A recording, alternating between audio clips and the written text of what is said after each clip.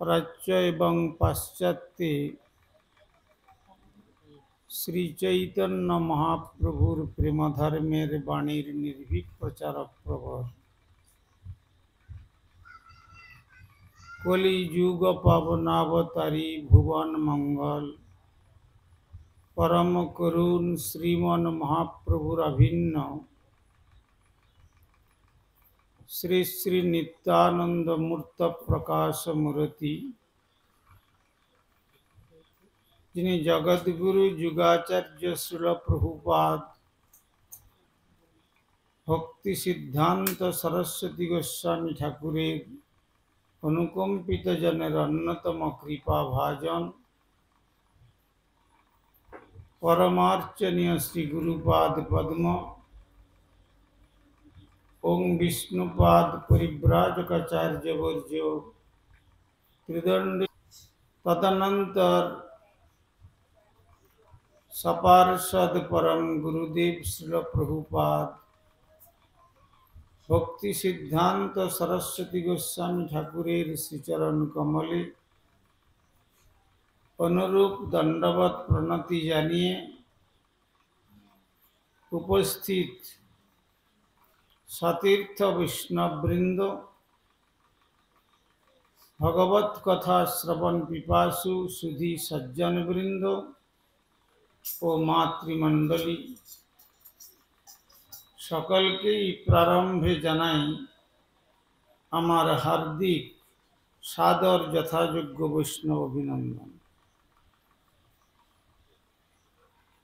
শ্রী শ্রী গুরু গৌরাঙ্গের কৃপাকে অবলম্বন করে আজ আমরা বিভিন্ন প্রতিকূলতার প্রকৃতি দেবীর এই অবস্থাকে অতিক্রম করে আমরা আমাদের স্নেহের অপরেশ এবং বন্দনার ঐকান্তিক ইচ্ছাক্রমে আমি পরিস্থিতি দেখে গতকালই ফিরে যেতে চেয়েছিলাম, তো কিন্তু এদের ঐকান্তিক আগ্রহের জন্য আজকের দিনটুকু থাকতে বাধ্য হলাম। তো যদিও প্রকৃতি দেবী অত্যন্ত ক্ষুব্ধা ছিলেন, তথাপি এখন একটু অনুকূল ভাব প্রকাশ করেছেন। কেন অনেক সময় কি হয়, দেবতারাও ভগবানের কথা শ্রবণ করতে বাধা প্রদান করে। কেননা যদি তাদের পদ চলে যায়, কিন্তু বাধা প্রদান করলেও যদি ঐকান্তিকতার সহিত হরিভজন করা যায়, শ্রীমদ্ ভাগবতে বলছেন তয়াভিগুপ্তা বিচরন্তি নির্ভয়া কানীন কপমূর্ধসু প্রভু। শ্রী ভগবান যখন ধ্রুবকে শেষ পর্যন্ত কোনো কিছু না চাওয়ার জন্য তাকে ধ্রুবলোক প্রদান করলেন, তখন দেবতারা বললেন যে তুমি আমার কাছে ঋণী, আমাদের কাছে, তো আমাদের ঋণটা পরিশোধ করে তারপরে তুমি ধ্রুবলোক যাও।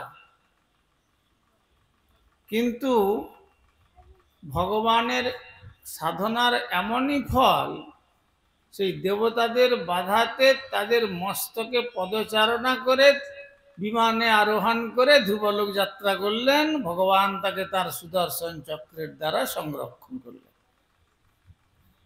অতএব দেবতাদের এই রকম গতি। কেন আমরা জানি যে ৩৩ কোটি দেবদেবীগণের মধ্যে রাজা দেবরাজ ইন্দ্র তিনি শ্রীধাম বৃন্দাবনে যখন ব্রজেন্দ্রনন্দন শ্রীকৃষ্ণের আবির্ভাবের পূর্বে ইন্দ্রযাগ আয়োজন করতেন গোবর্ধনে গিয়ে, মানে সমস্ত গোপরা বৎসরান্তে একদিন কার্তিকী অমাবস্যার দিন তারা দেবরাজ ইন্দ্রের উদ্দেশ্যে সমস্ত রকমের চর্ব চৈষ্য লেজ্জ পেয় পিঠা পানা ইত্যাদি সমস্ত তৈরি করে আর তারা সমস্ত রাত্রি জাগরণ করে ইন্দ্রের উদ্দেশ্যে গুণগান করে তাকে ভোগ নিবেদন করতেন।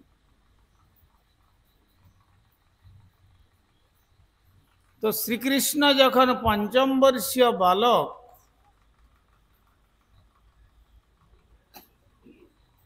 এই রকম ইন্দ্রের উদ্দেশ্যে রাত্রি জাগরণ করবেন,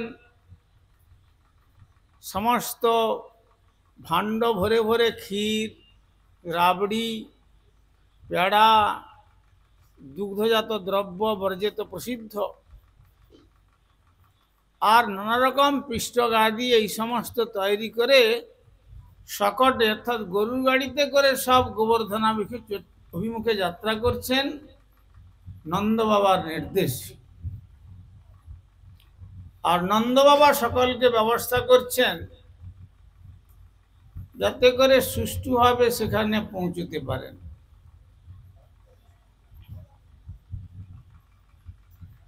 তো তখন গোপাল গিয়ে নন্দ বাবাকে বলছেন যে আচ্ছা, এই যে এত আয়োজন 64-84 ক্রোশ ব্রজমণ্ডলে, কিটা আওয়াজ করছে, এটাকে বন্ধ করে দিতে হবে।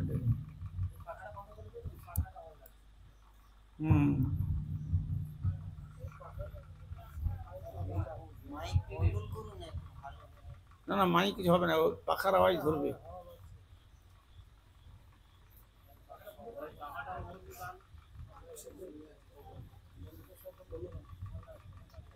পাখার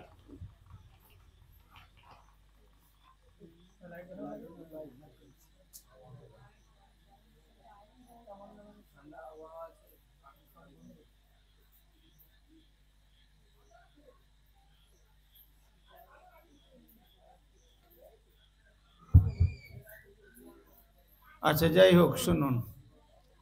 তো গোপাল তখন বাবাকে বলছেন যে বাবা, এই যে এত কার্যের প্রস্তুতি চলছে কিসের জন্য?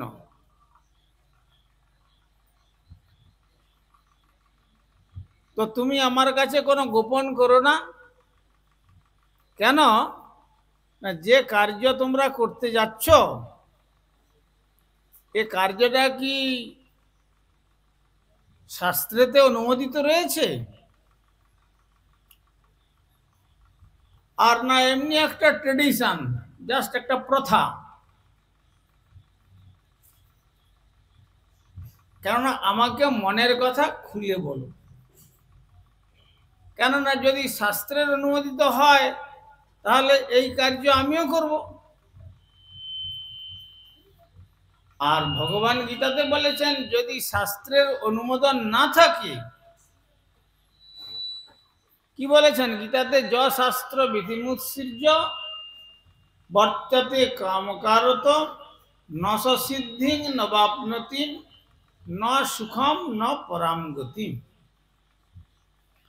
শাস্ত্রবিধিকে বাদ দিয়ে যদি নিজের মনের কল্পনা অনুসারে কেউ কিছু ধর্ম বলে চালিয়ে দিতে চায়,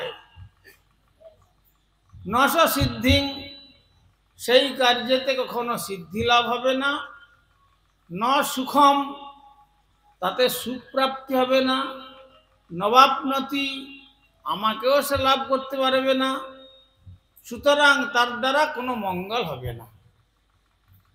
তখন দেখলেন যে গোপাল যে বালক হলেও যে সমস্ত কথাগুলো বলছে খুবই যুক্তিসম্মত। তখন বললেন, নন্দবাবু বললেন যে দেখো, আমরা তো বৈশ্যকুলে, সুতরাং বৈশ্যের হচ্ছে কৃষি, গোরক্ষা এবং বাণিজ্য।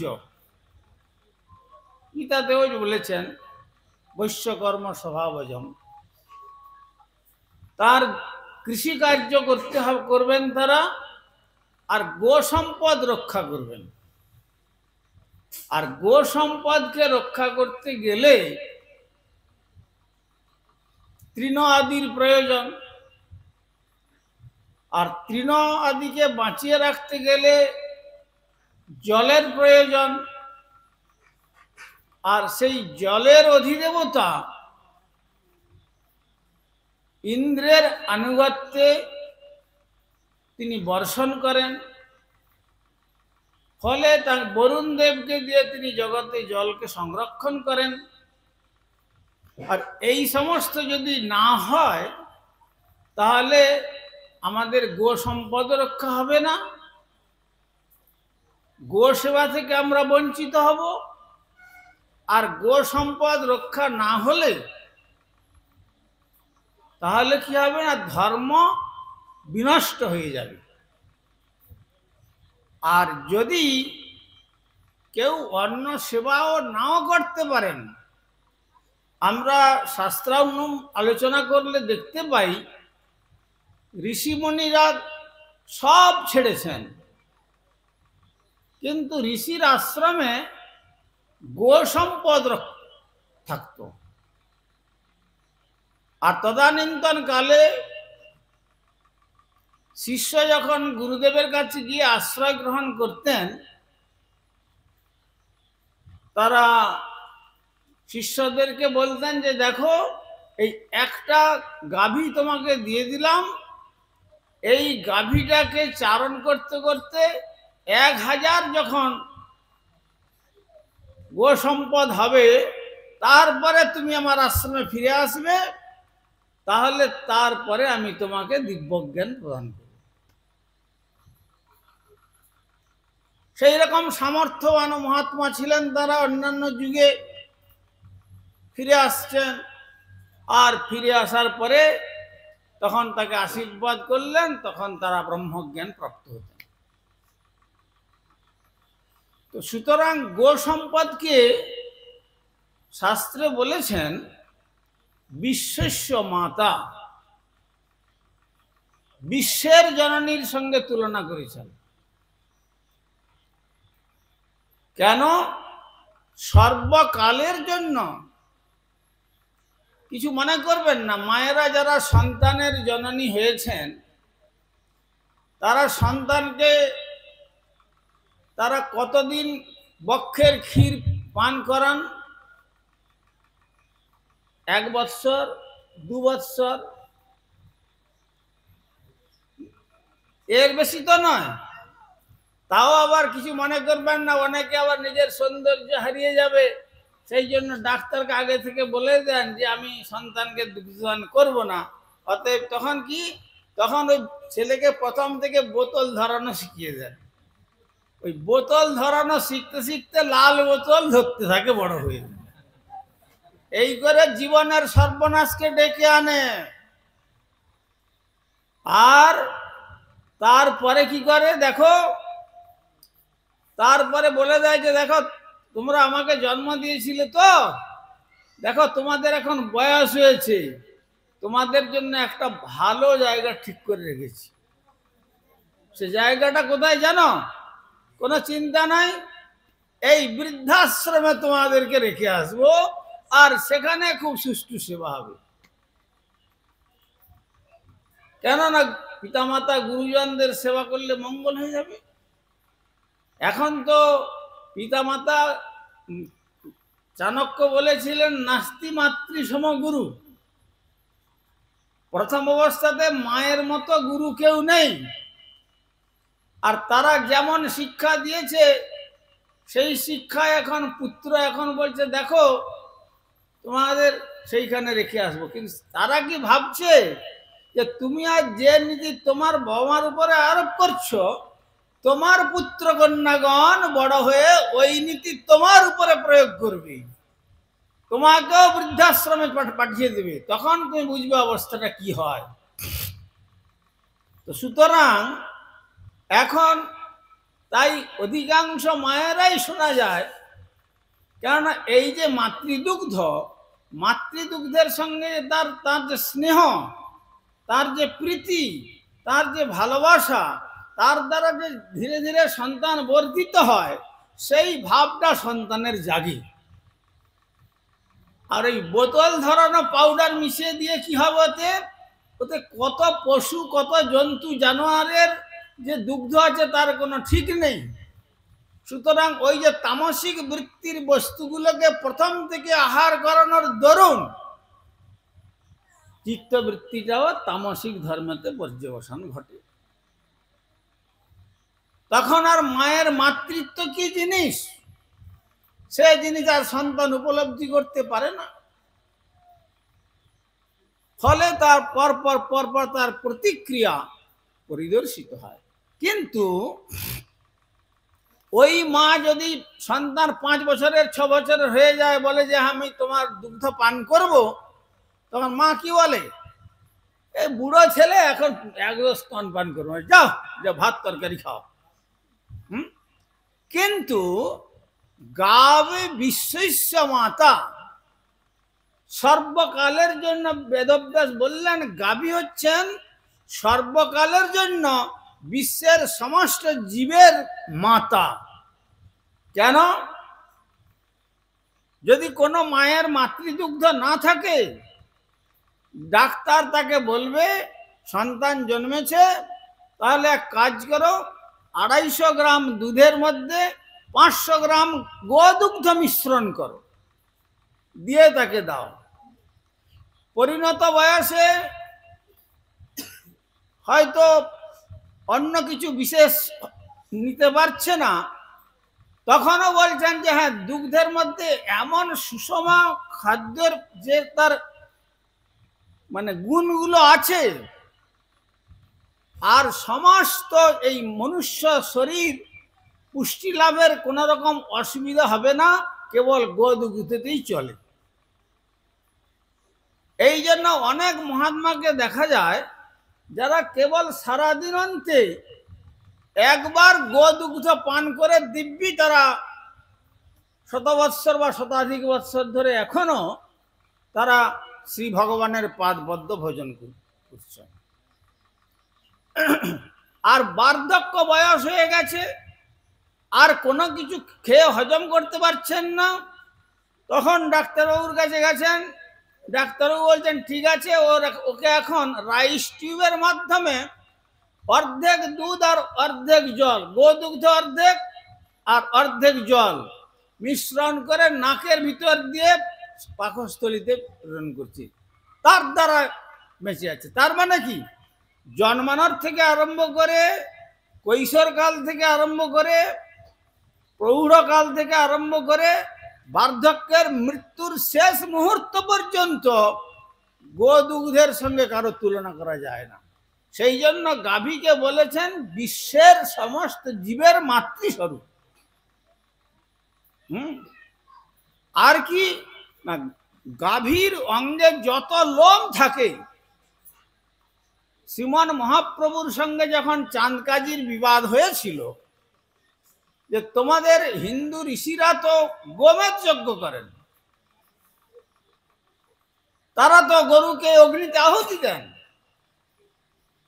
আর আমরা যখন আমাদের কুরবানি করছি তাতে তুমি আপত্তি করছো কেন?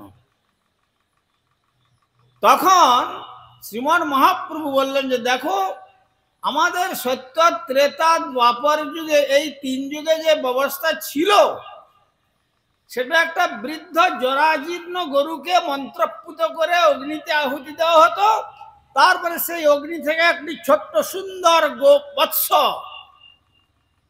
তার থেকে প্রকট করে তাদেরকে আবার লালন পালন করে ভার দিতেন। কিন্তু তোমাদের যে গো কুরবানি করো, তোমরা তো গরুকে বাঁচাতে পারো না। কারো যদি বৃদ্ধ জীবন থেকে তাকে বাল্যকালে ফিরিয়ে আনা যায়, সেটা তো আর তাকে তার পাপ করা হলো না, তার উপকার করা হয়। সুতরাং তোমরা তা করতে পারো না, সুতরাং এই জন্য তোমাদের পাপ। আর মহাপ্রভু বললেন যে দেখো, গো অঙ্গে যত লোম হয় নিরন্তর, গোঘাতির তত সহস্র বৎসর নরকে পচে নিরন্তর। মহাপ্রভু নিজে কথা বলে গেছেন, চৈতন্য ভাগবত পড়লে দেখবেন। আর গো অঙ্গের প্রতিটি লোমকূপে লোমকূপে প্রত্যেকটি দেবতার স্থান। গরুর অঙ্গের যত লোম আছে, প্রতিটি লোমেতে এক একটি দেবতার স্থান। এই জন্য শ্রী ভগবান শ্রীধাম বৃন্দাবনে প্রকটিত হয়ে তিনি নিজে গোচারণ করে, গো সেবা করে জগৎকে শিক্ষা দিয়ে গেছেন যে দেখো, আমি শ্রেষ্ঠ ব্যক্তি হয়েও গো সেবা করছি। যদ যদা চরতি শ্রেষ্ঠ তত্তরোজন সজাত প্রমাণং কুরুতে লোকস্তনুবর্ততে। শ্রেষ্ঠ ব্যক্তি যেটিকে আচরণ করবেন, তারপরে কনিষ্ঠ ব্যক্তি সেটাই অনুসরণ করবেন। তাই আমি নিজে আচরণ করে গোচারণ লীলা করছি। নন্দ বাবার গো সংখ্যা ছিল 9 লক্ষ, আর বৃষভানু রাজার ছিল 12 লক্ষ। এইভাবে সমস্ত অন্যান্য গোপ শব্দের সব সংখ্যা দিয়েছেন শাস্ত্রী। সকলে মিলে একসঙ্গে গোচারণ করতেন, কৃষ্ণও যেতেন গোচারণ করতে, সেই শিক্ষা দেওয়ার জন্য। কিন্তু এখন এমনই দুর্ভাগ্য, কলিকাল। তাই দেখবেন যে আমরা হিন্দু বলে বলি, গরুর দুগ্ধ দহন করলাম, আগে লাঙ্গল চাষ হতো, বলদ দিয়ে লাঙ্গল চাষ করলাম, আর যখনই বৃদ্ধ হলো তখন মুসলমানকে ডেকে বিক্রি করে দিলাম, যাও তোমাকে এবার তারা কেটে খাবে। মানে আমরা কত পাপ পেতে পরিপূর্ণ হচ্ছে, চিন্তা করে দেখুন। মায়ের মতো সে সারাটা জীবন দুগ্ধদান করে গেল, আর বার্ধক্যের সময় তার আর একটু সেবা করবার মতো আর এইটুকু কৃতজ্ঞতা হিন্দুদের মধ্যে এখনো পর্যন্ত জাগলো না। এই জন্য কত ঋষি মুনি গোহত্যার জন্য অনশন ব্রত করে জীবন পর্যন্ত শেষ করে দিয়েছেন এই ভারতবর্ষের মাটিতে, এই গোহত্যা যজ্ঞ বন্ধ করার জন্য। তবে আমাদের এখন কি বলে, যোগীজি এখন উত্তরপ্রদেশে এই নীতি, শাস্ত্রীয় নীতি তিনি আদেশ করেছেন যে আমার রাজ্যেতে কোনো গোহত্যা চলবে না। সুতরাং এই হচ্ছে, এগুলো কলিকাল।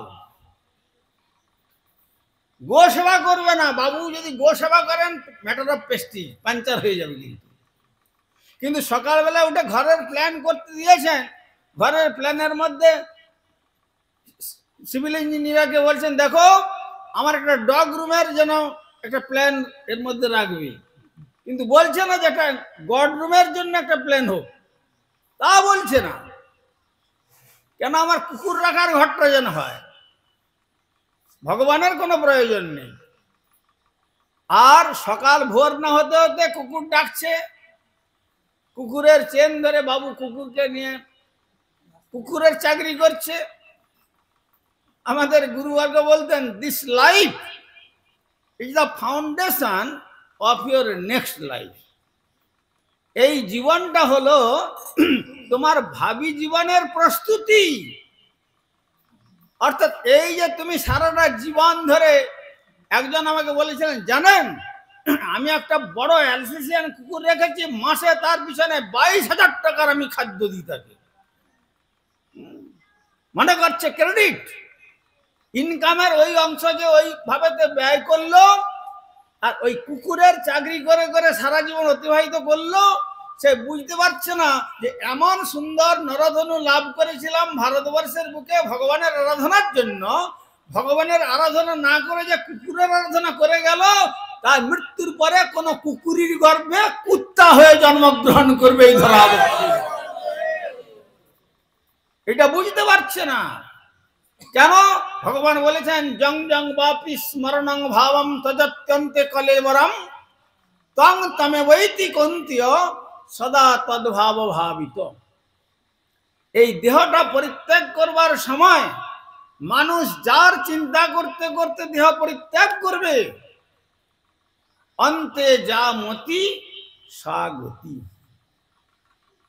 যদি ভগবানের চিন্তা করতে করতে জীবনটাকে ত্যাগ করতে পারে, ভগবত ধাম গতি হবে। আর যদি বিষয়ের কথা চিন্তা করতে করতে দেহ ত্যাগ করে, তাহলে বিষয়ী হবে। আর যদি কোন পুরুষ শাস্ত্রে পাওয়া যায় নারী চিন্তা করতে করতে দেহ ত্যাগ করে মৃত্যুর পরে নারী জন্মগ্রহণ করবে, আর কোন নারী যদি পুরুষ চিন্তা করতে করতে মৃত্যুবরণ করে সে পুরুষ হয়ে জন্মগ্রহণ করবে।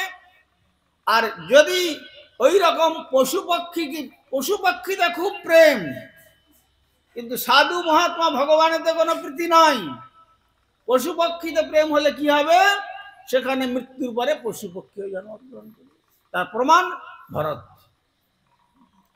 সপ্তদ্বীপা মেদিনীর অধীশ্বর, শুধু ভারতবর্ষ নয়, ভারতবর্ষ জম্মুদ্বীপের অন্তর্গত একটা দ্বীপ, কিন্তু 7টা দ্বীপ নিয়ে হলো পৃথিবী।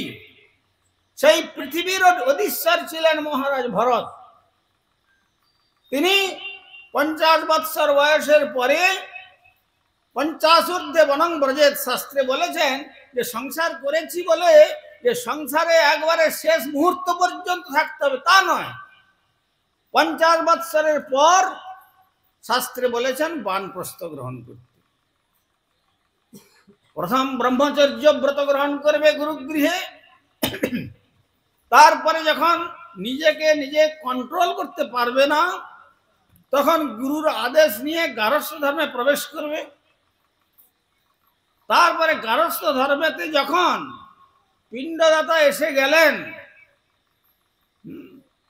অর্থাৎ পুত্রার্থে ক্রিয়াতে ভার্যা পুত্র পিণ্ড প্রয়োজনম, পিণ্ডদাতা এসে গেলেন, ব্যাস তারপরে পতিপত্নী, শাস্ত্রে কি ভাব দিয়েছেন দেখুন, পতিপত্নী সেখানে মাতা পুত্রের মতো নির্মল সম্পর্ক থাকবে। আর তারপরে 50 বৎসর পর প্রব্রজ্যা মানে বানপ্রস্থ গ্রহণ করবে। এমনকি যুধিষ্ঠির আদি তাদেরকেও আমরা দেখেছি তাদের বানপ্রস্থ গ্রহণের জীবন। আমাদের পূর্ব রাজাগণ যারা, তারা পুত্রকে রাজ্যভার দিয়ে বানপ্রস্থ গ্রহণ করেছেন। তো এই রকম বানপ্রস্থ গ্রহণ করবার কেন বানপ্রস্থ গ্রহণ করে সেখানে ভগবানের পাদপদ্ম আরাধনা করতে হয়। তাতে কি হয় না, অন্তিম লগ্নে শ্রী ভগবানের পাদপদ্ম স্মরণ হয়। আর ভগবানের পাদপদ্ম যদি স্মরণ হয়, যেমন ভরত গিয়েছিলেন বানপ্রস্থ গ্রহণ করে, কিন্তু একটা গাছের তলায় বসে বসে তিনি ধ্যান করছেন ভগবানের, হঠাৎ করে একটা ব্যাঘ্রের গর্জন শুনতে পেলেন। তখন ঠিক সমাধিস্থ হননি, চোখ খুলে দেখলেন যে একটা আসন্ন প্রসবা হরিণী ওই ঘাটে জলপান করতে এসেছিল, আর তাকে পিছন থেকে একটা ব্যাঘ্র ধরবার জন্য লাভ দিয়েছিল, কিন্তু ও ভয়ে তার আগে সাবধান হয়ে ওই গণ্ডকী নদীতে ঝাঁপ দিয়ে ওই পাড়ে চলে যেতে চাইবে, যেখানে গণ্ডকী শিলা, শালগ্রাম শিলা পাওয়া যায় নেপালে। তো সেখানে ওই আসন্ন প্রসবা, তো ওই আর্তনাদ করে যখন জলে ঝাঁপ দিয়েছে, তখন ওই মাঝ নদীতে বাচ্চাটা প্রসব হয়ে গেছে। আর হরিণীটা কোন রকম ওই নদীর ওপারে গিয়ে ছটপট করতে করতে প্রাণ চলে গেছে। আর ওই বাচ্চাটা কখনো একটু উঠছে, শ্বাস নিচ্ছে, আর কখনো ডুবে যাচ্ছে, শরীরকে ভাসিয়ে রাখতে পারছে না। সবে তো জন্মেছে, তাও অসময়ে। এই দৃষ্টিটা ভরতের পড়ল। এখন বলুন সেখানে ভরত কি করবে? ভরত তখন সাধনার আসন ছেড়ে উঠলেন। ওঠার পরে আর ওই হরিণ বাচ্চাটাকে তুলে নিয়ে আসলেন জল থেকে, আর ব্যাঘ্রটাকে বিতাড়িত করে দিলেন। জল নিয়ে তো শুকনো ঘাস দিয়ে, শীতের দিন ছিল, তার গাটা মুছিয়ে দিলেন। আর কাঠে কাঠে ঘর্ষণ করে, অগ্নি প্রজ্বলিত করে, একটু হালকা তাপ টাপ দিয়ে তাকে সচেতন করলেন। তারপরে দেখলেন একটা মাটির পাত্র তৈরি করে গণ্ডকী নদীর জল নিয়ে এসে সেখানে রাখলেন। তারপরে সকাল হলে কচি কচি ঘাস সংগ্রহ করে নিয়ে এসে তাকে দিতে শুরু করলেন। অদৃষ্ট বলছে, বিধাতা, তোমার যদি এখনো এই জীবের প্রতি এত প্রীতি ছিল, তাহলে তুমি তো সপ্তদ্বীপের রাজা ছিলে, সেই সমস্ত প্রজাদেরকে পরিত্যাগ করে জঙ্গলে আসলে কেন? ওইখান থেকে হয়ে গেল বিধাতার আশীর্বাদ নয়, অভিশাপ। ফলে কি হলো? পশু তো, পশু হলে কি হবে? স্নেহ সকলেরই বুঝতে পারে। যখনই পশুকে খাইয়ে দাইয়ে সন্তুষ্ট করে আর অমনি ধ্যানস্থ হন, বাস অমনি হরিণী শিশুটা লাভ দিয়ে কোলে উঠে পড়ে। আবার কখনো কখনো লাভ দিয়ে কাঁধে চড়ে, কখনো কখনো মুখে মুখ লাগিয়ে মস্ত মুখ আঘ্রাণ করে, কেন কথা বলছে না কেন,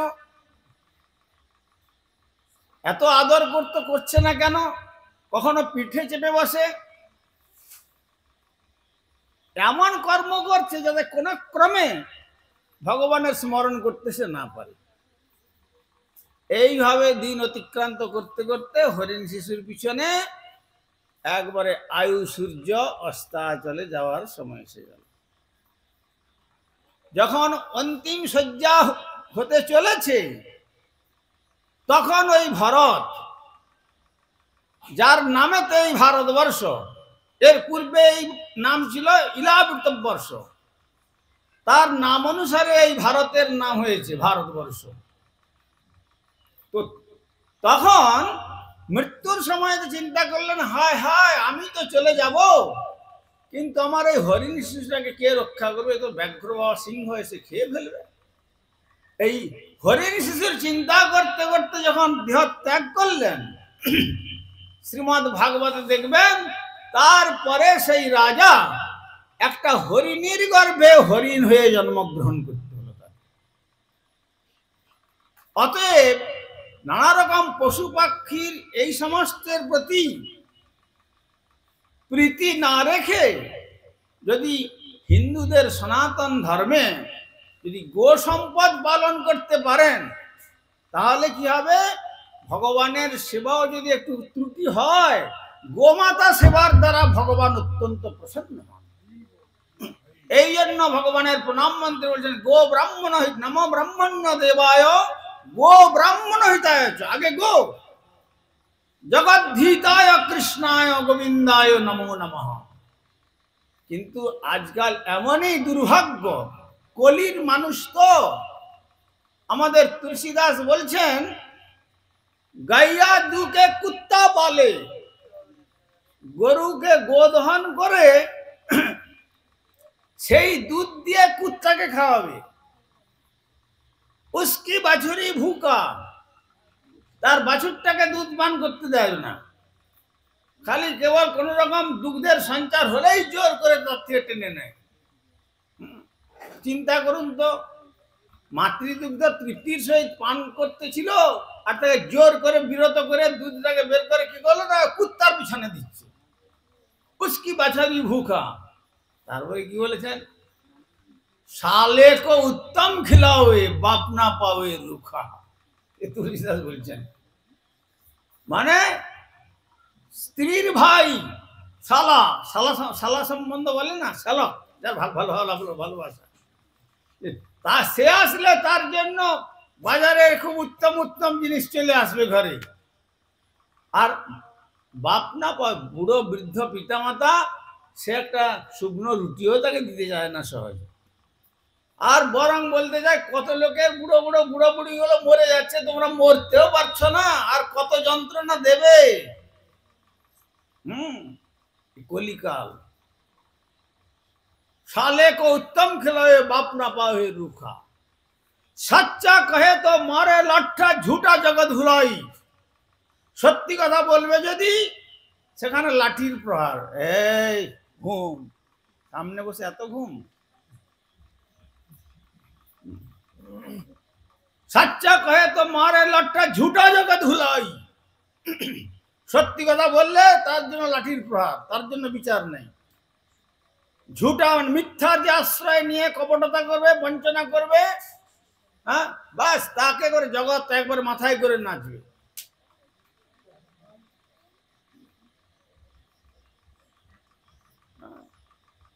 এটা ভাবুন।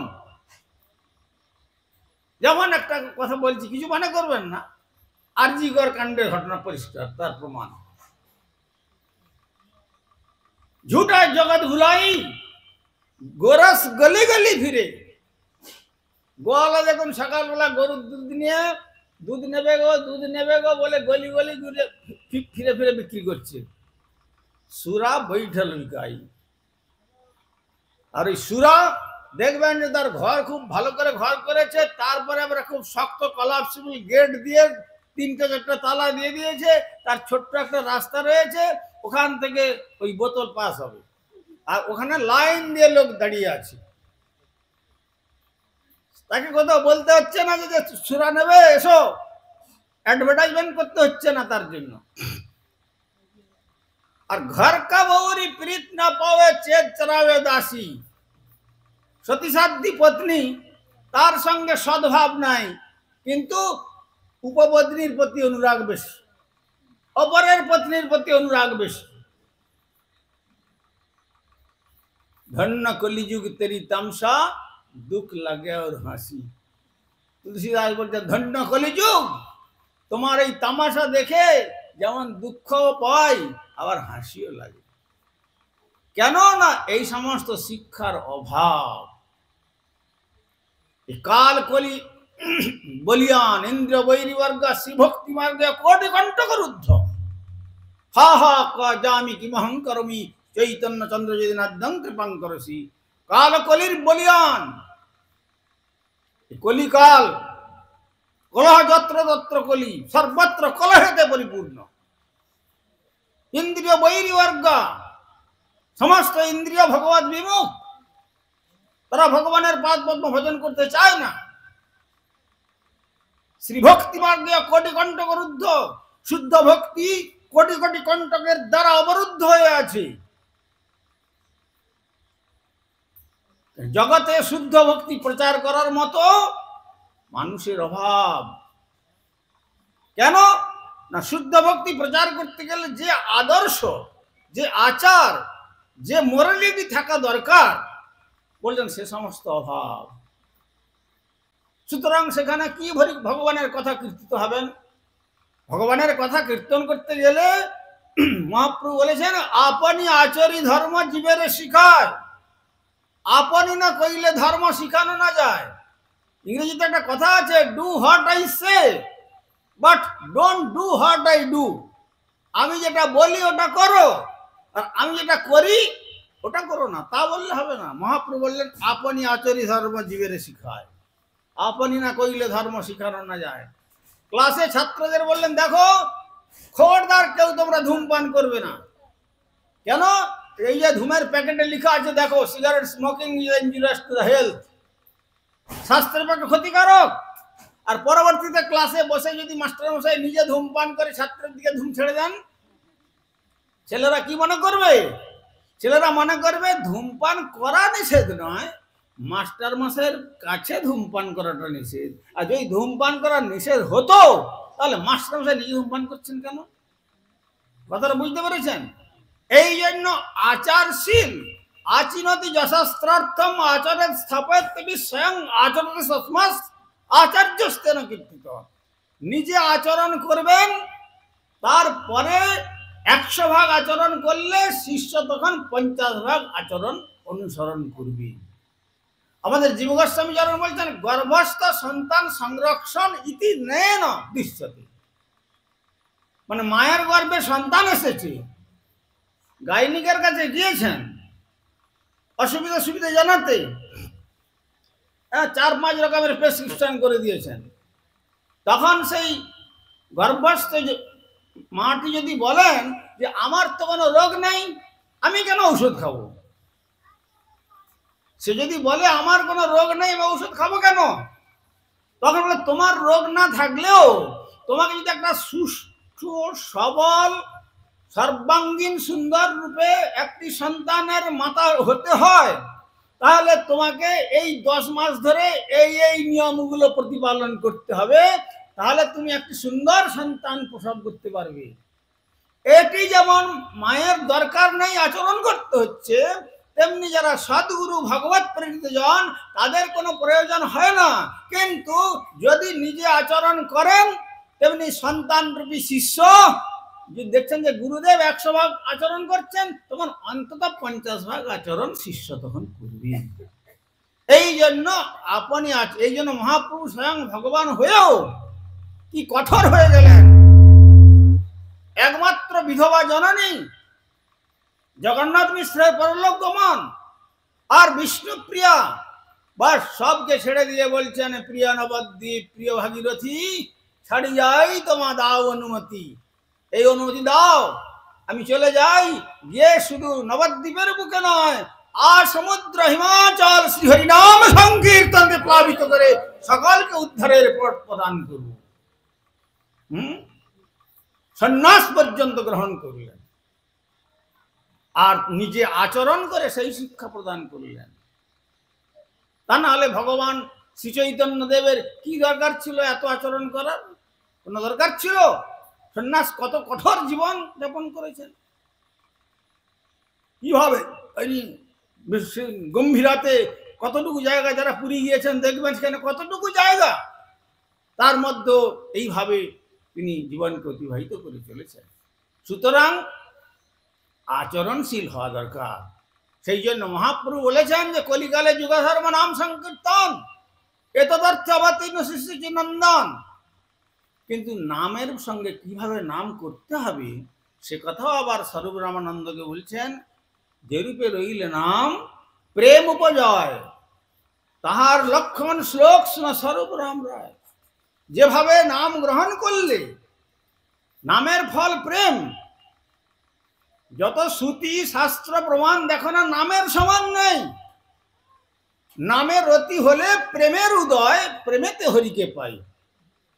সেই ভগবান শ্রীহরিকে যে প্রাপ্ত হতে হলে পর কিভাবে নাম করতে হবে সেটি বললেন যে দৈন দয়া অন্যমান প্রতিষ্ঠা বর্জন, 4 গুণে গুণী হইয়া করহ কীর্তন।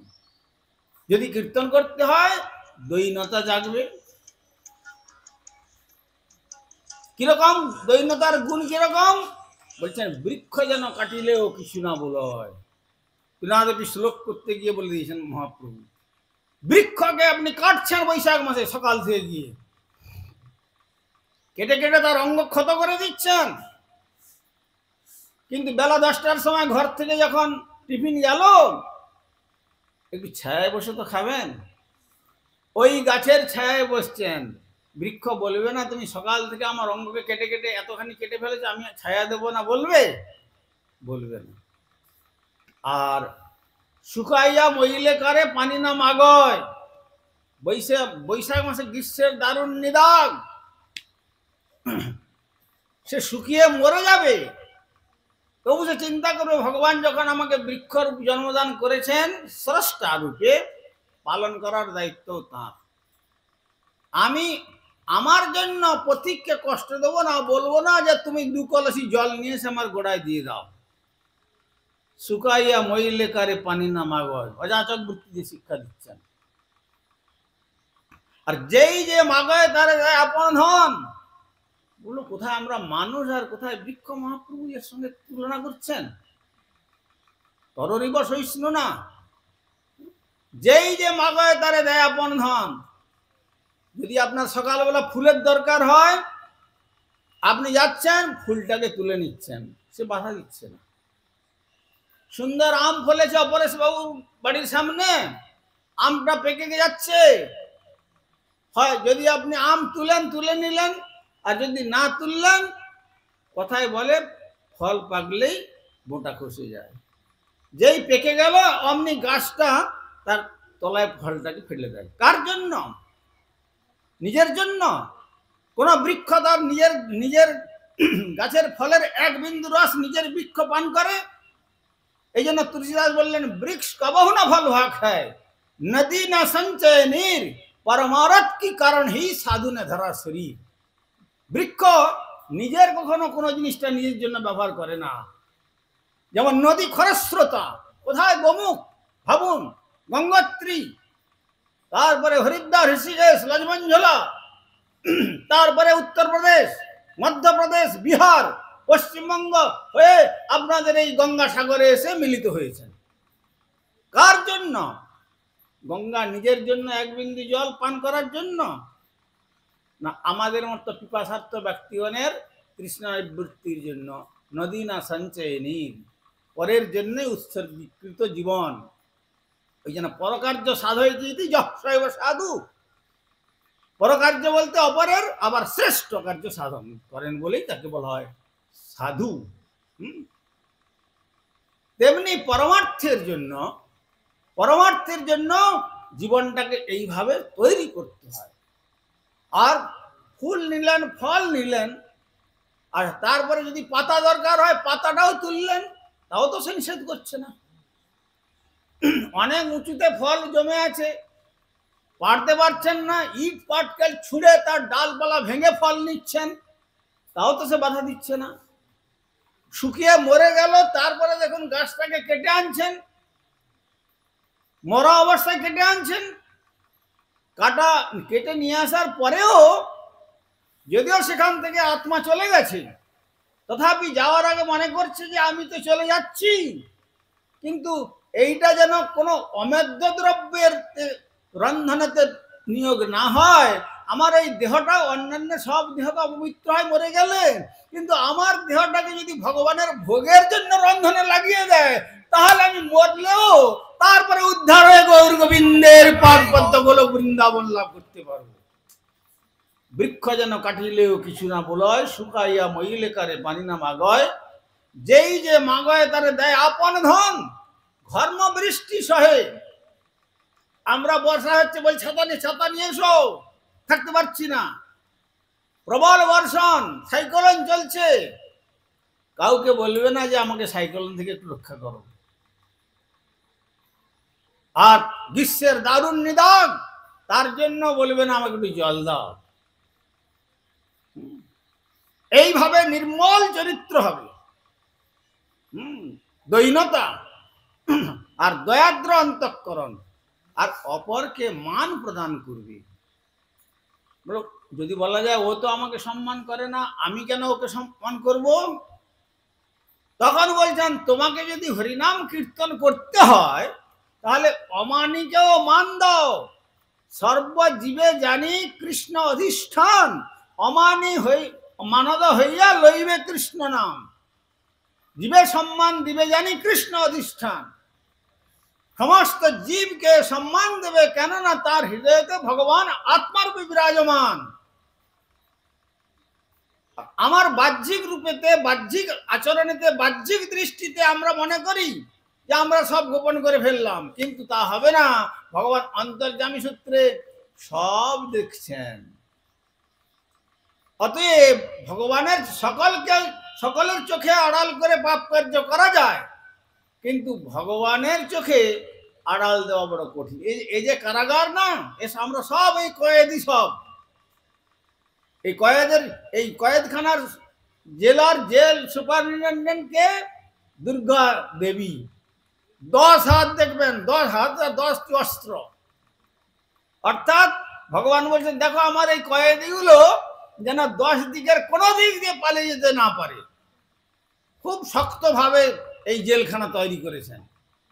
আলিপুরের জেল ভেঙে বেরিয়ে যাবে, সিঙ্গাপুরের জেল ভেঙে বেরিয়ে যাবে, বা অন্য জায়গার জেল ভেঙে ক্রিমিনালরা বেরিয়ে যেতে পারবে। কিন্তু এখানে বলছেন এই যে জেল, এ জেলকে ভেঙে বেরিয়ে যাওয়ার কোনো রাস্তা নেই। বলে কেন? বলেন লোকে যে জলে যদি ডুবে জল খাই তাহলে আর একাধিক জানতে পারবে না। বলে জলের ভিতরে ডুবে ডুবে তুমি জল খাবে? বরুণ দেব রয়েছেন জলে, তিনি সাক্ষী দেবেন কিরকম তৈরি জেলখানা। দেখুন, ঘরের অন্ধকারে তুমি পাপ কার্য করবে সকলকে চোখে পুণ্যবান হতে যাওয়ার জন্য, ঘরের অন্ধকারে। বলে পবন দেবকে রেখে দিয়েছেন ওখানে, শ্বাস রূপে তোমার অন্তরের সমস্ত কথা পবন দেব তিনি সাক্ষী দেবেন। রাত্রিতে চন্দ্র নক্ষত্র গ্রহ তারকারাজি তারা সাক্ষী দেবে। দিবাভাগে সূর্যালোক সূর্যনারায়ণ সাক্ষী দেবে। 10 দিকে 10 দিকপাল সাক্ষী দেবে। সুতরাং এইরকম কঠোরভাবে এই কারাগার তৈরি হয়েছে। সেই দোষে মায়া পিশাচি দণ্ড করে তারে, আধ্যাত্মিক আদি তাপত্রয় তারে জারি মারে। পিশাচি পাইলে যেন মতিচ্ছন্ন হয়, মায়াগ্রস্ত জীবের হয় সে ভাব উদয়। ভূতে পাওয়া ব্যক্তি যেমন ভুল বকে, তেমনি আমরা আমাদের স্বরূপ বিভ্রান্ত হয়ে এইভাবে নিজেকে আমরা আমাদের পরিচয় দিই। কিন্তু প্রকৃতপক্ষে এটা আমাদের পরিচয় নয়। আমাদের পরিচয় হলো শ্রীমান মহাপ্রভুর চরণে যেমন সনাতন গোস্বামী চরণ প্রশ্ন করেছিলেন, কে আমি কেন মরে যারে তপত্রয়, ইহা নাহি জানি কইছে হিত হয়, সাধ্য সাধন তত্ত্ব কিছুই না জানি, কৃপা করি সে তত্ত্ব কহ তো আপনি, কে আমি হুয়ে মাই, অর্থাৎ ব্রহ্ম জিজ্ঞাসা বেদান্ত সূত্র। সেইটাই জিজ্ঞাসা করতেন সনাতন গোস্বামী। বাদশাহ হুসেন সাহেব প্রাইম মিনিস্টার, তিনি কে জানতেন না? আমরা আমাদের নামের পরে কত ডেজিগনেশন দিয়ে দিই, MA PRS PhD ডিফিল কত কিছু, তিনি জানতেন না কে আমি? তিনি মহাপ্রভু বললেন, শোনো সনাতন, জীবের স্বরূপ হয় কৃষ্ণের নিত্য দাস। কৃষ্ণের তটস্থ শক্তি ভেদাভেদ প্রকাশ। জীবের তুমি তোমার শুধু একার নয়, জীবের স্বরূপটাই হলো কৃষ্ণের নিত্য দাস। ভগবান শ্রীকৃষ্ণের নিত্য দাসত্বই হলো আমাদের স্বরূপ। সেই স্বরূপটা আমরা মাতৃগর্ভে কথা দিয়েছিলাম জন্মগ্রহণ করে ভজন করব, কিন্তু জন্মানোর পরে পারিপার্শ্বিক এনভায়রনমেন্ট এমনভাবে আমাকে তৈরি করলো যে আমি সব ভুলে গেলাম। সব ভুলে গিয়ে এখন বার্ধক্য অবস্থা। এখন ভক্ত ঠাকুর বলছেন, বার্ধক্য এখন ভকতি বিনোদ কাঁদিয়া কাতর অতি, হরি না ভজিয়া তোরে দিন বৃথা গেল, এখন কি হবে গতি? বলে এখন আর কি গতি হবে? সারা জীবনের যা কিছু শক্তি সামর্থ্য চেষ্টা সবকিছু ক্ষয় করে ফেলেছে সংসারের মধ্যে। এই জন্য গাছে পাকা আম ফেটে একবারে তার রস সব ঝরে পড়ে গেছে, শুধু খোসা আর আঁটিটা লেগে আছে। তেমনি কৌমার কালে বালক ছেলে বালকদের সঙ্গে খেলা করতে করতে সময় এনার্জি নষ্ট করেছ, আবার স্কুলে গিয়ে পড়াশোনা করতে গিয়ে সেখানে কিছু এনার্জি নষ্ট করেছ, তারপরে সংসার পাতিয়ে সেখানেও এনার্জি নষ্ট করেছ, তারপরে অর্থ উপার্জনের জন্য কার্য করতে গিয়ে সেখানেও 60 বছর পর্যন্ত এনার্জি নষ্ট করেছ। এখন কোম্পানি বা সরকার তুমি অকর্মণ্য বলে তোমাকে রিটায়ার করে ওখান থেকে কর্মের থেকে বিরতি দিয়ে দিয়েছে। এখন বার্ধক্য এসে গেছে, এখন বলছে যে কি হবে না, ওই খোসার মতো আছে, কেবল চামড়া আর হাড় কখন আছে, একবারে স্কেলিটন ফিগার হয়ে গেছে, কিছু নাই আর। আমাদের গোস্বামী তুলসীদাস বলছেন, দিন কো মোহিনী রাত কো বাঘিনী, পলক পলক লুহু চুষে, দুনিয়া সব বাওরা হোকে ঘর ঘর বাঘিনী পুষে। এ সব ঘর ঘর বাঘিনী পুষছে, সব দিনের বেলা মোহিনী মূর্তি আর রাত্রেতে সব রক্ত শোষণ করে নিচ্ছে। এই করতে করতে শেষ হয়ে গেল। আর কি না, এখন লোকে বলে, আরে বাবা এত অল্প বয়সে ভগবানের ভজন করে বুড়ো হও, তখন কি হবে? চোখ দেখছে না, চোখ দেখতে পাচ্ছে না, আর কান শুনতে পাচ্ছে না, নাক আর ঘ্রাণ নিতে পারছে না, দাঁত আর ঠিক মতো নেই, তারপরে কানও শুনতে পাচ্ছে না, হাত আবার কাঁপছে, পাও হাঁটতে পারছে না, পরিক্রমা করতে পারছে না, এখন কি নেবে, এখন কি করে ভগবানের ভজন করবে, এখন তো নিজেই অকর্মণ্য হয়ে পড়লে। তখন বললে এই যেন বাতাসে খইগুলো উড়ে যাচ্ছে, ধরতে পারছে না, যে উড়ো খই গোবিন্দায় নমঃ। বলে এইরকম করলে আর হরিভজন হবে না। তাই শ্রীমদ্ ভাগবতে বলেছেন কৌমার আচরে প্রাজ্ঞ ধর্মান ভাগবতান। কৌমার কাল থেকে যদি উপযুক্ত পিতামাতা হন, তাহলে 5 বৎসর বয়স যখন সন্তানের হলো, তখন থেকে ভগবত ভজনের শিক্ষা প্রদান করবেন। ভগবানের ভজন করতে হবে, মাইনাস গড, মাইনাস জিরো।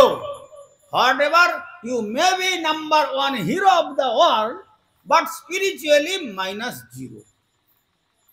তুমি জগতের বিশ্ববিখ্যাত বড় শক্তি সম্পন্ন হলেও আধ্যাত্মিকতার বিচারেতে মাইনাস জিরো। যারা এলজেব্রা পড়েছেন তারা জানেন, মাইনাস জিরো হলে তার আর কোনো মূল্য থাকে না। প্লেন জিরো হলে তবু তার যদি বাম পাশে ফিগার বসিয়ে দেওয়া যায়, তখন কি হয়, একটা জিরোর বাম পাশে ফিগার বসালে 1 বসালে 10 হয়ে যায়। তারপরে যত জিরো বসিয়ে যাবে তো 10 গুণ 10 গুণ বেড়ে যাবে। কিন্তু মাইনাস যদি তার আগে চিহ্নটা যদি বিয়োগ চিহ্ন থাকে, তার ওই জিরোর আর কোনো কখনো ভ্যালু থাকবে না। তো তেমনি আমরা যদি আমাদের জীবনে শ্রী ভগবানকে বাদ দিয়ে দিই, তাহলে সব শেষ হয়ে গেল, সব শেষ হয়ে গেল। সুতরাং তাই বলছেন আজই বা শতেক বর্ষে অবশ্য মরণ। এই মর্ত্য জগতে এসে যতই বলো না কেন যে আমাকে মরতে হবে না, কিন্তু আজই বা অদ্যবাব্দ শতান্তে বা মৃত্যুর ওই প্রাণীনাং ধ্রুব। ভাগবতে বলছেন আজ হোক বা 100 বর্ষ পরে হোক, ডেফিনেটলি তোমাকে মৃত্যুবরণ করতে হবে। এটা মর্ত্য জগৎ। ফাদারগণ তারা সকলেই মৃত্যুকে বরণ করে নিয়েছেন। সুতরাং আমিও মৃত্যুর পথে হেঁটে চলেছি, আমাকেও মৃত্যুবরণ করতে হবে। সুতরাং এই মৃত্যুকে কখনো কেউ অতিক্রম করতে পারে না।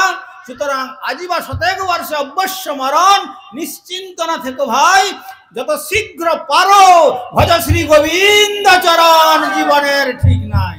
অতএব জীবনের যখন কখন কোন মুহূর্তে যে কদারুদ্ধ ভবিষ্যতি নিঃশ্বাস নেই বিশ্বাস, আমি যে কার্বন ডাইঅক্সাইড পরিত্যাগ করছি, আবার যে অক্সিজেন নিতে পারবো, নো গ্যারান্টি অ্যাট অল, কোনো গ্যারান্টি নেই। সুতরাং যখন যাবৎ দেহে আছে প্রাণ, ইন্দ্রিয় আছে শক্তি, তাবৎ করহ কৃষ্ণ পাদ পদ্মে ভক্তি। তাই মহাপ্রভু সেই শ্রীকৃষ্ণ ভজনের কথাই বললেন যে হরের প্রভু কহে কহিলাম এই মহামন্ত্র, ইহা জপ গিয়া সবে করিয়া নির্বন্ধ, ইহা হইতে সর্বসিদ্ধি হইবে সবার, সর্বক্ষণ বলইতে বিধি নাহি আর। কি শয়নে কি ভোজনে কিংবা জাগরণে, অহর্নিশ চিন্ত কৃষ্ণ বলহ বদনে, হরিনাম বিনা কলিকালে নাহি আর ধর্ম, সর্বমন্ত্র সার নাম এই শাস্ত্র মর্ম। হরে কৃষ্ণ হরে কৃষ্ণ কৃষ্ণ কৃষ্ণ হরে হরে, হরে রাম হরে রাম রাম রাম হরে হরে। জয় জয় শ্রী শ্রী নিতাই গৌর প্রভানন্দে। হরি হরি বল, হরি হরি বল, হরি হরি বল। অতএব আমাদের এই জগৎ ছেড়ে সকলকে যেতেই হবে। সুতরাং ছেড়ে যাওয়ার পূর্বে আমাদের বৃথা দ্বন্দ্ব বিবাদ বিসম্বাদ মাৎসর্য হিংসা দেশ এই সমস্ত থাকলে শ্রী হরিনাম হয় না। সুতরাং হরিনাম হবে তখনই যখনই মহাপ্রভুর কথাতে তিনাদপি শুনিচেন তরণিব সহিষ্ণু না, অমানি না মানদে না, অমানিকেও মান দিতে হবে। কেন যদি বৈরীভাব থেকে যায়, কারোর সঙ্গে শত্রুভাব থেকে যায়, তো অন্তরে যে আত্মা আছেন তার সঙ্গে বৈরীভাব হয়ে গেল। ভগবান বলেছেন গীতাতে, ভক্তিযোগ দ্বাদশ অধ্যায়ে কি বলেছেন, যে যারা আমার ভজন করবে তাদের তুল্য নিন্দা স্তুতির মৌনি সন্তুষ্ট যেন কেনচিত অনিকেত স্থিরমতির ভক্তিমান প্রিয় নর। নিন্দা বন্দনায় কোনোটাতেই স্ফীত হবেন না। স্তুতির মৌনি, স্তব করলে ফুটে গেলাম আর নিন্দা করলে মুহ্যমান, তা হবে না। অনিকেত বাস, কখন কোন অবস্থায় ভগবান রাখেন সেইটাই আমার, বাস এটাই ভেবে নিতে হবে। স্থির মতি, মতি চঞ্চল হলে হবে না। সম্পূর্ণ বিদ্বেষ শূন্য হয়ে নির্মল হয়ে ভগবানের পাদ পদ্ম অর্চন স্মরণ করতে হবে। নির্মল অন্তঃকরণে ভগবানের আরাধনা হয়। যতক্ষণ মল থাকছে ততক্ষণ পর্যন্ত ভাগবত কথা, ভগবানের কথা, শ্রী ভগবানের আরাধনা হবে না। তাই ভাগবতের দ্বিতীয় শ্লোকেই বললেন ধর্ম প্রজ্জিত কৈতবত্র পর নির্মৎসরণাং শতাং বেদ্যং বাস্তবত্র বস্তু শিবদম তাপত্রের মূলনম শ্রীমদ ভাগবতে মহামণিকৃত কিংবা পরিদীশ্বর সদ্য হৃদয় অবরুদ্ধতে অত্র কৃতি শুশ্রূষুবিস্তৎক্ষণাৎ। ধর্ম প্রজ্জিত কৈতব, এখানে যে ধর্মের কথা বলা হচ্ছে প্রকৃষ্ট রূপে না উজ্জিত কৈতব, মানে কৈতব মানে অজ্ঞান, অবিদ্যা, মায়া, এসব থেকে মুক্ত। কারণ অত্র পরম নির্মৎসরানাং শতাং, এই যার জন্য বলছি তিনি হবেন পরম নির্মৎসর, মানে অপরের ভালো দেখলে আমার কষ্ট হয় সেই রকম না, অপরের ভালো দেখলে বরং আমার আরো আনন্দ হওয়া উচিত, সেই রকম ব্যক্তি থাকেন পরম নির্মৎসর। তার মধ্যে পরম নির্মৎসরানাং শতাং, তার সাধুর অ্যাডজেক্টিভ দিচ্ছেন ওখানে শতাং। আর তার হৃদয়তে ভগবান অবরুদ্ধ হয়ে ভগবানের কথা শ্রবণ করেন, আর শ্রবণের পরিণতি তখন ভগবান তার পাদ পদ্মে তুলে নেন। সেই জন্য আমাদেরকে মহাপ্রভু এমনি কবিরাজ গোস্বামী বললেন সরল হইলে গোড়ার বিচার বুঝিয়া লইবে। যিনি যতখানি সরল, যিনি যতখানি নিষ্কপট ততখানি তিনি বৈষ্ণব। এটা বৈষ্ণবের মানদণ্ড, যে তুলাদণ্ডতে যেমন ওজন করা যায়, যিনি যিনি যতখানি যিনি যতখানি দৈন ভাব অবলম্বন করবেন তিনি ততখানি ভগবানের কৃপার পাত্র হবেন। যেন দুর্যোধনের এত কিছু ছিল, কিন্তু ভগবানকে বশ করার জন্য একটা অন্ন খাওয়াতে পারলেন। আর বিদুরের ঘরে কিছু নাই, একটা ভাবেতে কলার খোসা দিচ্ছেন, তৃপ্তি সেই চর্পণ করে খাচ্ছেন। ভগবান ভাবগ্রাহী জনার্দন, সেই ভাব যদি আমাদের অন্তরে জাগে তাহলে নির্মল অন্তঃকরণে সেখানে জগতের সকলেই বসুধৈব কুটুম্বকম, এই সম্বন্ধ আমাদের রাখতে হবে। সকলেই সম্বন্ধ সূত্রেতে আমরা একই অমৃতের সন্তান, সহোদর ভ্রাতৃত্বের মধুর সম্পর্ক থাকবে এখানে। হ্যাঁ, সেই সম্পর্কে আমরা যদি প্রতিষ্ঠিত হতে পারি, কেন শ্রীমন্ত বিশ্বামৃতেশ্ব পুত্রা, আমরা সেই সকলেই অমৃতের সন্তান। অতএব তাহলে সহোদর ভাইয়ের সঙ্গে সহোদর ভাইয়ের যেন সম্পূর্ণরূপে মানে মধুর ভাবেতে আমরা যদি ভগবানের পাদ পদ্ম ভজন করি, তাহলেই ভগবানের কৃপা লাভের পাত্র, বা ভগবান আমাকে তুলে নেবেন তার সেই পাদ পদ্মে। কেননা একবারে পিওর 100% স্টিল না করলে তো আর নেবেন না। যতক্ষণ পর্যন্ত খাদ আছে ততক্ষণ পর্যন্ত শ্রী ভগবানের রাজ্যে যাওয়ার কোনো অধিকার নেই। এই জন্য বলছেন কৃষ্ণ ভক্ত নিষ্কাম, অতএব শান্ত, ভুক্তি মুক্তি সিদ্ধি কামী সকলই অশান্ত। জানেন আমাদের বৃন্দাবনের একটা কথা বলছি, এই লালাবাবু আর জগৎ শেঠ এদের দুজনের সঙ্গে খুব মামলা মোকদ্দমা চলছিল। যখন শেঠজি যখন বৃন্দাবনে চলে গেলেন, গিয়ে তার বিরাট প্রতিপত্তি ঘটলো, আর তখন লালাবাবু বলছে যে না, আমার যখন প্রতিপক্ষ যখন চলে গেল বৃন্দাবনে, আমি এখানে থেকে কি করবো, আমিও চলে যাই বৃন্দাবনে, যে বাকি কটা দিন ভজন করে কাটিয়ে দিই। যেদিন ভজন করতে গিয়েছেন সেই দিন রাত্রিতে রাধারানী স্বপ্ন দিচ্ছেন যে তুমি আমার ভজন করতে এসছো, আর ওই শেঠের সঙ্গে মামলা মকদ্দমা করে এই মকদ্দমা নিয়ে তুমি আমার রাজ্যে এসছো। যদি আমার কৃপা লাভ করতে চাও তাহলে তুমি ওই শেঠের দরজায় গিয়ে তার সঙ্গে শত্রু ভাবটা চিরতরে মিটিয়ে নিয়ে পরম বান্ধব রূপে নিজে সকলেই আমরা তার সন্তান এই বিচারেতে প্রতিষ্ঠিত হয়ে নির্মল অন্তঃকরণে স্থাপন করো। বলে সারা জীবন কেস করে করে কাটালাম, আর এখন রাধারানী বলছেন তা না হলে আমার বৃন্দাবনে আমার কৃপা তুমি লাভ করতে পারবে না। তাহলে ঠাকুরের কৃপা দরকার না শেঠ মকদ্দমা দরকার? পরের দিন এর দরজায় ভিক্ষার ঝোলা নিয়ে শেঠের দরজায় লালাবাবুকে হাজির হয়ে গেছেন, গিয়ে কড়া নাড়ছেন। তা চৌকিদার বেরিয়ে আসলো, কি ব্যাপার? ভিক মাগনে কি লায়া। তখন চৌকিদার বলছে আপনি वो सेठ जी का द्वार पर आपने आ गया है, क्या बात है, आपने तो जीव और भोर मुकदमा किया उनसे? बाबा जो किया अज्ञान में कर दिया था, क्या किया जाएगा, अभी थोड़ा मुझे थोड़ा भिक्षा देने के लिए बोलिए। ভিতরে গিয়ে যখন বলল লালবাবু যখন বললো, सेठ जी के जखन गए बोलो ये लाला बाबू द्वार पर खड़ा है, भीख मांगने के लिए आया है, तो सेठ जी तो विश्वास ही, सेठ जी बोले क्या ये कैसा हो सकता है, सारा जिंदगी बिता दिया मुकदमा में, अभी हमारा हमारा द्वार पर खड़ा है भीख मांगने के लिए। हाँ सही, हम देख के आए हूँ। नहीं तुमने गलत गलत देखा। बोले नहीं सर, नहीं सर ठीक है हमने देखा। आस्ते आस्ते যখন বেরিয়ে আসলেন সেই সেठ দেখলেন তো সত্যি লালাবাবু।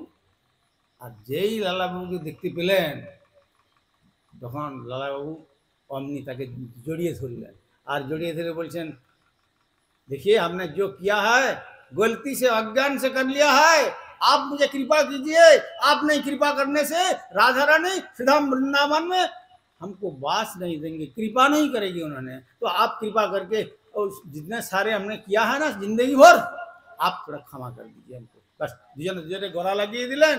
আর তার পরের দিন রাত্রিতে এখন শেঠজির সঙ্গে মিলন ঘটলো, আর লালাবাবু তখন স্বপ্নে রাধারানীর প্রত্যাদেশ পেলেন যে তুমি কিছুদিনের মধ্যে এই যে তোমার জগতের সকলেই বসে যাবে কুটুম্বকম এই সূত্রে বন্ধন হয়ে গেলে, এই যে তোমার চিত্তের নির্মলতা এসে গেল, আর বেশি দিন বাকি থাকবে না, সুবর্ণ বিমান আসবে, আর বিমানে যাত্রা করে তুমি আমার গোলক বৃন্দাবন শ্রী রাধা গোবিন্দের পাদপদ্ম লাভ করতে পারবে।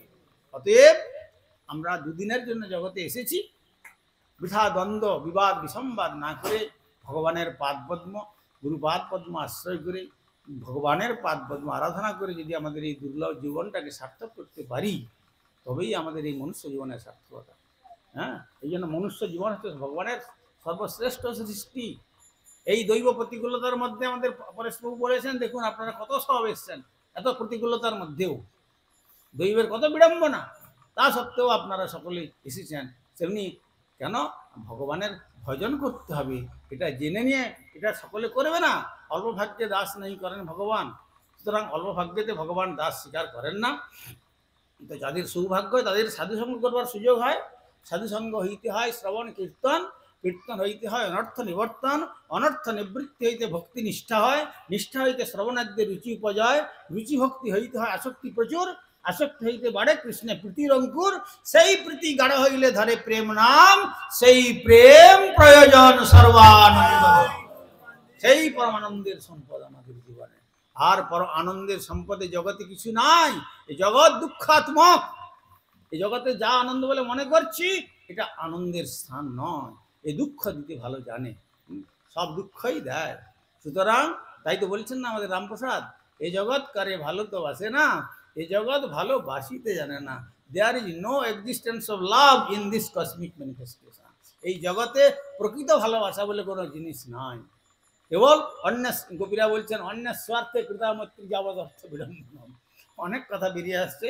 যাই হোক, ওই স্বার্থ যতক্ষণ আমাদের থাকে ততক্ষণ এই জগতের সম্বন্ধ, এই স্বার্থ ফুরিয়ে যায়, তারপরে যখন বন্ধু যখন কাঙ্গাল হয়ে যায় তখন বন্ধু বন্ধু বলে ডাকলেও বন্ধু ছাতা আড়াল দিয়ে চলে যাবে। কিন্তু যখন বন্ধুর কাছে টাকা ছিল, আসলে চায়ের প্লেট আর বিস্কুটের ফাইল এসে যেত, তখন আর বন্ধুর অভাব হতো না। এখন বন্ধু অভাবগ্রস্ত বা স্বার্থ ফুরিয়ে গেছে, কাজ শেষ, এখন ডাকলেও আর আসে না, জানে যে আসলে ওকে আবার কিছু তার প্রতিদান কিছু দিতে হয় বিনিময়ে। সুতরাং এই জগৎ কিন্তু ভগবানের চরণে, অন্য কিছু দিতে হবে না, শুধুমাত্র শ্রদ্ধায় ভক্তির সহিত শ্রীনাম গ্রহণ করে যদি তুলসী দলমাত্রেণ জলস্য চুলুকে নবা বিকৃণীতে সমাত্মানং ভক্তেব্য ভক্তবৎসল, একটা তুলসীর পাতা আর একটু গঙ্গা জল, এইটাই যদি শ্রদ্ধার সহিত ভগবানকে অর্পণ করা যায়, ভগবান বলছেন আমি তার ঋণ পরিশোধ করার জন্য তার কাছে আমি নিজেকে বিক্রয় করে দিই। সুতরাং ভগবান এত করুণাময়। এই জন্য পত্রং পুষ্পং ফলং তেম যে ভক্ত প্রযচ্ছতি তদহং ভক্তিপহিতম অস্নামি, আমি খাই, কে বলে আমি খাই না, আমি খাই বলতে পারতেন আমি ঘৃণামি গ্রহণ করি না, ওখানে বললেন খাই, অস্নামি অসন ধাতু, তারা ব্যাকরণ পড়েছেন, খাই ভগবান বলছেন। কিন্তু আমরা দেখতে পাই না কেন? বন্ধীভূত চক্ষু যার বিষয় ধুলিতে সে কেমনে পরতত্ত্ব পাইবে দেখিতে। যাদের চোখের মধ্যে জগতের রূপ, জগতের রস, শব্দ, গন্ধ, স্পর্শ, এইসব সুখের নেশায় যারা পাগল হয়ে আছে, তারা ভগবানের ভোজনটা দেখতে হবে না। কিন্তু মাধবেন্দ্র পুরীপাদ দেখলেন বহুদিনের ক্ষুধায় গোপাল খাইল সকল, ইহা অনুভব কইল মাধব গোসাই, গোপালের মাধবের কাছে লুকানো কিছু নাই। তাই সেই স্তরে ধীরে ধীরে আমাদের গুরুবর্গের পথকে অনুসরণ করে আমরা নির্মল অন্তঃকরণে বাকি যে কটা দিন আছে সে কটা দিন যদি আমরা হরিভজন করে চলে যেতে পারি, তবেই আমাদের যদ্গত্বা ন নিবর্তন্তে তদ্ধাম পরমং মম, যেখানে গেলে পর আর পুনরাবর্তনের কথা নেই, সেইটাই হলো আমাদের গৃহ। এইটা হচ্ছে সব রেন্টেড, সব যে যা কনস্ট্রাকশন যতই করুন এসব ভাড়া বাড়ি। এই একদিন কখন অর্ডার আসবে ভ্যাকেট করুন, কারো বাধা শুনবে না, সকলের বাধাকে ছিন্ন করে কাল ছিনিয়ে নিয়ে চলে যাবে। তো যাওয়ার পূর্বে কী নেবেন? Provident fund, bank balance, stock হবে না, কিচ্ছু নিয়ে যেতে পারবেন না। সুতরাং জগতের এখানে সবই ছেড়ে যেতে হবে। প্রাণ প্রিয়া পত্নী, প্রাণ প্রিয় পতি, একে অপরকেও ছেড়ে সম্পর্ক বিচ্ছিন্ন সব শেষ হয়ে যাবে। সুতরাং যাওয়ার পূর্বে এই জগতের প্রতি অনুরাগ না রেখে যাতে করে জগন্নাথ রূপী ভগবানের পাদ পদ্মেতে আমরা অনুরাগযুক্ত হয়ে ভক্তিভাব অবলম্বন করে ভজন করে এই দুর্লভ জীবনটাকে সার্থক করতে পারি, তবেই এই মনুষ্য জীবনের সার্থকতা। অধিক রাত হলো, আর আমি আপনাদের এই সময় নষ্ট করব না। মঞ্চা কল্পতরুভ্যশ্চ কৃপা সিন্ধু ভৈবচ পতিতানাং পাবনেভ্যো বৈষ্ণবেভ্যো নমো নমঃ। ওম সর্বে ভবন্তু সুখিনঃ, সর্বে সন্তু নিরাময়া, সর্বে ভদ্রাণি পশ্যন্তু, মা কশ্চিৎ দুঃখভাগ ভবেৎ। হরি ওম শান্তি, হরি ওম শান্তি, হরি ওম শান্তি। জয় জয় শ্রী শ্রী নিতাই গৌর প্রেমানন্দে। হরি হরি বল, হরি হরি বল, হরি হরি বল।